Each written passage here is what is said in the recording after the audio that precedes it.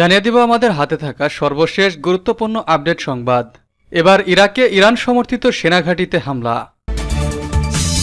এদিকে Iran Israel উত্তেজনা, বৃহত্তর সংঘাতের হুঁশিয়ারি তুরস্কের। জানাবো হ্যাকারদের কবলে ইসরায়েলি সামরিক বাহিনী, গুরুত্বপূর্ণ ডকুমেন্ট বেহাত। আরও থাকছে পরবর্তী জবাব হবে সর্বোচ্চ পর্যায়ের, ইসরায়েলকে হুমকি ইরানের।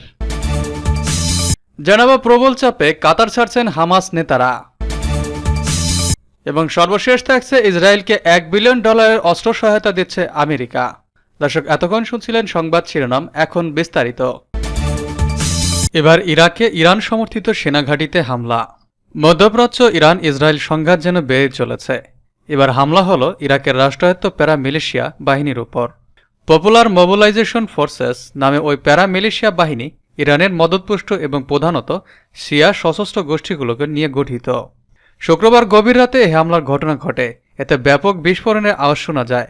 খবর রয়টার্সের।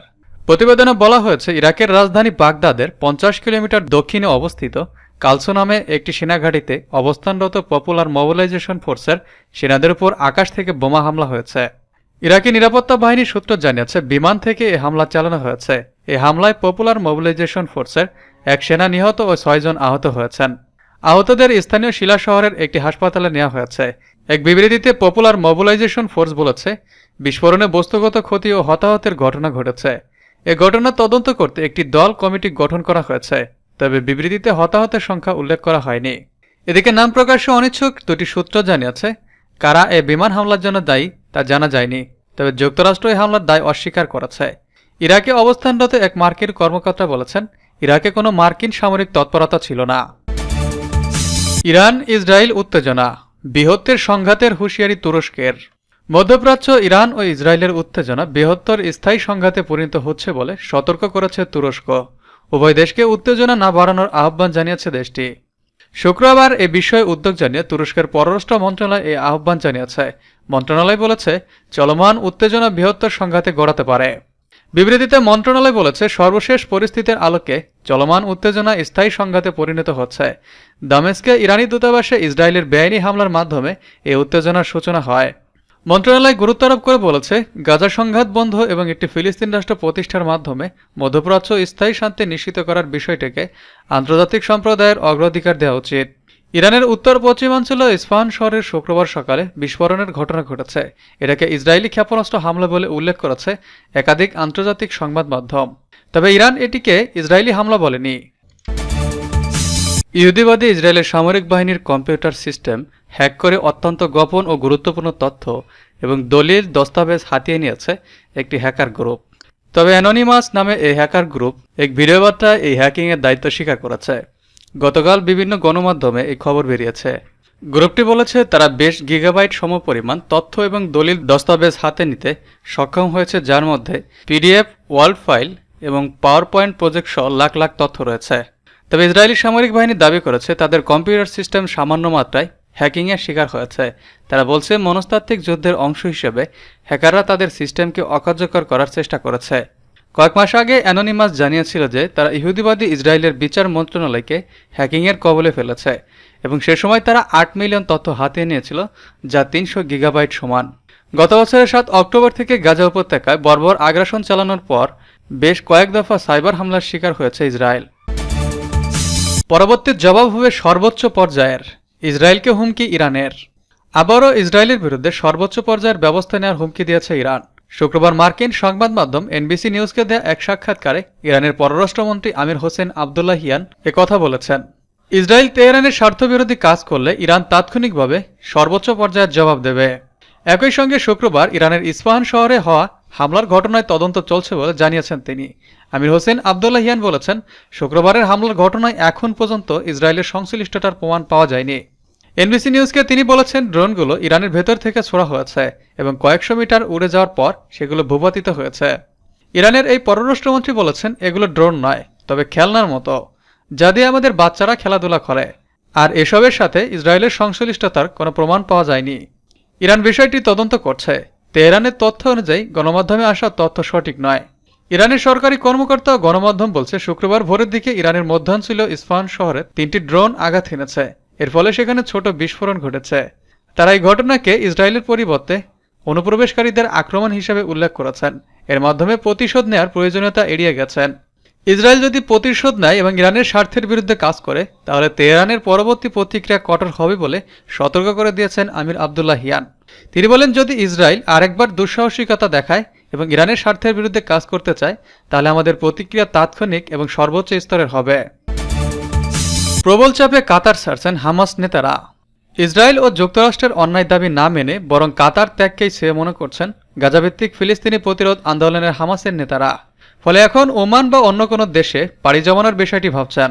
ওয়াল স্ট্রিট জার্নালে বরাত দিয়ে কয়েকটি পত্রিকা এ খবর প্রকাশ করেছে। ওয়াল স্ট্রিট জার্নালকে এক আরব মধ্যস্থকারী জানান, যুদ্ধবিরতি আলোচনা আবারও স্থবির হয়ে পড়েছে, খুব শিগগিরই শুরু হবে এমন কোনো সম্ভাবনা দেখা যাচ্ছে না। হামাস ও আলোচকদের মধ্যে অনাস্থা বাড়ছে। আরেক আরব মধ্যস্থকারী হুঁশিয়ারি উচ্চারণ করে বলেন, আলোচনা ভঙ্গুলটা হয় একেবারেই সত্যি। তারা যদি বন্দি বিনিময় চুক্তিতে হামাস নেতারা রাজি না হলে বহিষ্কারের হুমকি মুখে পড়বে। উল্লেখ্য, যুক্তরাষ্ট্রের প্রস্তাবিত ইসরায়েলের সাথে সাময়িক যুদ্ধবিরতি প্রস্তাবে রাজি হচ্ছে না হামাস। এতে হামাসের হাতে আটক বন্দীদের মুক্তির বিনিময়ে অল্প কিছুদিন যুদ্ধবন্দির কথা বলা হয়েছে। কিন্তু হামাস মনে করছে গাজায় স্থায়ী যুদ্ধবিরতি হতে হবে। ইসরায়েলি বাহিনীকে গাজা ত্যাগ করতে হবে, উদ্বাস্তু সবাইকে তাদের বাড়িঘরে ফিরে দিতে হবে। এই প্রস্তাবে ইসরায়েল রাজি হচ্ছে না, আর ইসরায়েল রাজি না হওয়ায় যুক্তরাষ্ট্র তাতে সম্মতি দিচ্ছে না। এই প্রেক্ষাপটে হামাস নেতারা যাতে কাতারে থাকতে না পারে, সেজন্য কাতারের উপর প্রবল চাপ সৃষ্টি করা হচ্ছে। হামাস নেতাদের বলা হচ্ছে, মার্কিন প্রস্তাবে রাজি না হলে তাদেরকে কাতার ত্যাগ করতে হবে। হামাস নেতারা মনে করছেন, অন্যায়ের দাবি না মানার চেয়ে কাতার ত্যাগ করাই উত্তম হবে। উল্লেখ্য, যুক্তরাষ্ট্রের মধ্যস্থতায় আব্রাহাম চুক্তির মাধ্যমে ইসরায়েলের সাথে কূটনৈতিক সম্পর্ক প্রতিষ্ঠার দিকে এগোচ্ছিল ওমান। গত বছর ওমান তাদের আকাশসীমা ব্যবহার করতে ইসরায়েলকে অনুমতিও দিয়েছিল, কিন্তু 7 অক্টোবর গাজায় যুদ্ধ ছড়িয়ে পড়লে ওই অনুমতি বাতিল করে ওমান। এদিকে হামাস নেতারা মার্কিন দাবি না মেনে কাতার ত্যাগ করার বিষয়টি বিবেচনা করায় ইসরায়েলকে ভয় পেয়ে গেছে বলে ধারণা করা হচ্ছে। জেরুজালেম পোস্টের খবরে বলা হয়েছে, হামাস নেতারা কাতার ত্যাগ করলে ইসরায়েলি বন্দীদের মুক্ত করার ব্যাপারে যে আলোচনা হয়েছে তা ভেঙে যেতে পারে। ইসরায়েলকে $1 বিলিয়ন অস্ত্র সহায়তা দিচ্ছে আমেরিকা। ইরান ইসরায়েল হামলা পাল্টা হামলার মধ্যেই ইসরায়েলকে যেন ভরসা দিল আমেরিকা। ইসরায়েলকে আরও $1 বিলিয়ন অস্ত্র বিক্রির বিষয়ে সিদ্ধান্ত নিয়েছে জো বাইডেনের সরকার। এসব অস্ত্রই গাজায় হাজার হাজার নিরীহ মানুষকে হত্যা করেছে ইসরায়েল। মার্কিন অস্ত্রের জোরে ইরান বা মধ্যপ্রাচ্যের যে কোনো স্থাপনায় হামলা চালানোর সাহস দেখায় Tel Aviv. Wall Street Journal ও সিএনএনের প্রকাশিত খবরে বলা হয়েছে, বাইডেন প্রশাসন ইসরায়েলের সঙ্গে $100 কোটি নতুন অস্ত্র চুক্তির বিষয়টি নিয়ে প্রাথমিকভাবে সম্মত হয়েছে।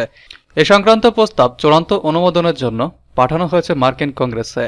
ওই অস্ত্র চুক্তি অনুযায়ী পেন্টাগনের কাছ থেকে কামান এবং ট্যাঙ্কের জন্য গোলা ও মর্টার শেল পাবে ইসরায়েলি সৈন্যরা। প্রসঙ্গত, গত 7 অক্টোবর ফিলিস্তিনের সশস্ত্র গোষ্ঠী হামাসের বিরুদ্ধে যুদ্ধের নামে ফিলিস্তিনি নির্বিচারে হত্যাযজ্ঞ চালাতে শুরু করে ইসরায়েল। আর এই হত্যাযজ্ঞে নেতানিয়াহু সরকারের পাশে দাঁড়ায় ইসরায়েলের সবচেয়ে ঘনিষ্ঠ মিত্র আমেরিকা।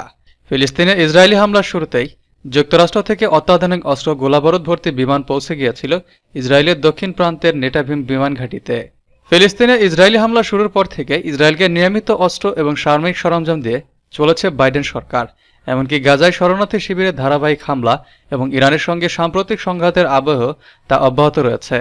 গত 1 এপ্রিল সিরিয়ার দামেস্ক অবস্থিত ইরানি দূতাবাসে হামলা চালায় ইসরায়েল। এই হামলার প্রতিশোধ নিতে শনিবার 13 এপ্রিল মধ্যরাত্রে ইসরায়েলে 30টির বেশি ড্রোন ও ক্ষেপণাস্ত্র ছড়ায় ইরান।